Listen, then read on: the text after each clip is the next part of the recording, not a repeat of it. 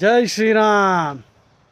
Today, in my morning walk, I am reminded of this slokam, which you should memorize. The meaning is those who are really noble and spiritually evolved, if they get angry, that anger will last only for a few seconds. The rest are terrible. Uttame syat kshanam kopam madhyame ghatikadvayam అధమే స్యాత్ అహోరాత్రం పాపిష్టే మరణాంతకం. ఉత్తమే స్యాత్ క్షణం కోపం. उत्तमुल की ఒక क्षण में कोपम ఉంటుంది. जो उत्तम होता है उसके लिए जो क्रोध कभी आ जाता है तो बस 1-2 सेकंड के लिए रहता है. उत्तमे स्यात् क्षणम कोपम मध्य में घटिका द्वयम.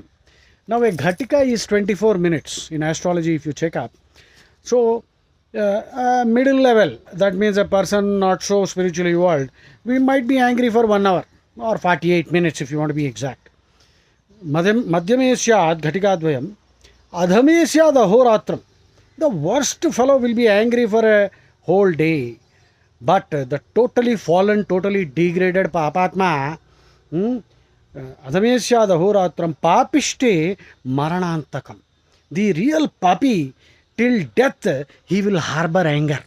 చచ్చేంత వరకు మనసులో కక్షలు కోపాలు పెట్టుకుంటాట అసలైన పాపాత్ముడు వాడు. అందుకని కోపం రావాలి, తప్పేం లేదు. అన్యాయం జరుగుతుంటే కోపం రావాలి. దానికే మన్యు సూక్తం అని ఉన్నది. మన్యు సూక్తం యూట్యూబ్లోకి వెళ్ళి వినండి. మన్యు సూక్తం అన్నది నరసింహస్వామికిను హనుమంతుడికి మనం ఆహ్వానీయం చేస్తున్నప్పుడు, ఆవాహనీయం అనమాట, వాళ్ళని పిలుస్తున్నాం అనమాట.